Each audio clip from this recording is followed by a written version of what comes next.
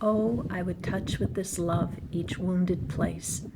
This quote from Anita Barrow's poem, Psalm, speaks to our relationship with the world and the damage that has been done to both our relationship and the environment. Humans are an integral part of our environment. We share the beauty and resources of the earth with all species. Society and the natural world are not separate. It is all one earth. We are independent and separate, yet interrelated and interdependent. Through my work, I examine inner and outer connectedness, depicting personal connections that define relationships in my life. I examine these relationships through fibers, cement, plastic waste, and found objects. These materials connote relationship, culture, consumption, and waste. Many of the found objects include natural materials such as soil and tree branches that I have collected along the eastern Colorado plains. I combine these manufactured and natural materials into woven and sculptural forms to depict our interdependence with the natural world around us. My goal is to increase awareness of environmental issues to help affect change in how we live. My first piece, Skin, is a 40-foot long weaving of repurposed plastic weft. I chose discarded plastic as a way to understand my relationship with it and its pervasiveness in my life. Horsehair stitched along the weaving connects to my rural locale through ranching. Most horsehair used in my work comes from a local rancher who saves the hair after brushing her horses. Using the hair also becomes a reference to interconnection through friendship, relationships with her animals, and relationship to place. It also sets up a duality of human and nature when combined with the plastic and cement. My relationship with plastic was automatic and largely unquestioned. I recycled what I could but did not actually see how much plastic was in my life.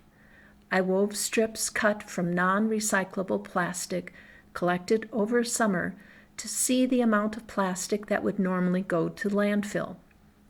The quantity of plastic waste generated increased my awareness of the magnitude of landfill plastic being accumulated. Plastic shifted from an everyday object that I did not see to what Bill Brown refers to as a thing, which captured my awareness. I learned how my actions compounded the environmental problem and in turn found ways to reduce my plastic waste. Cement cylinders support the weaving.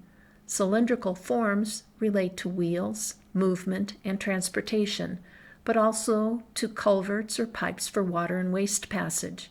Each cylinder is filled with unwoven plastic pieces, with references to the plastic of packaging and life choices. My second work, Umbilical, focuses on energetic aspects of interconnections through variable width horsehair bundles attached to a central cord, reminiscent of energy movement along a spinal column.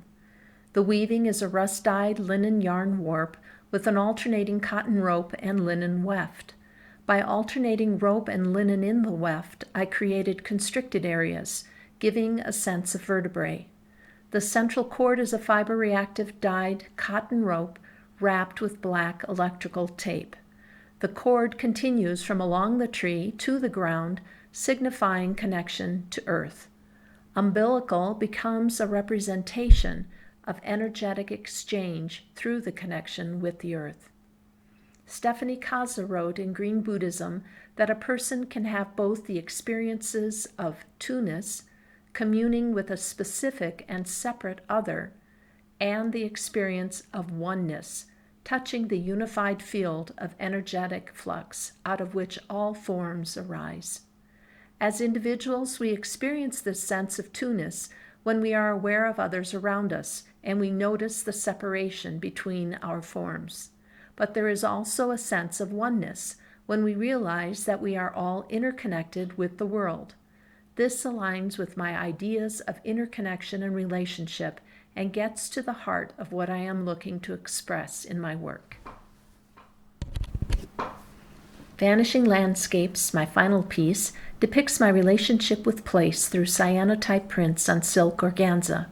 The images are based on 4 photographs of open ranch lands that I took along the eastern Colorado plains near where I live.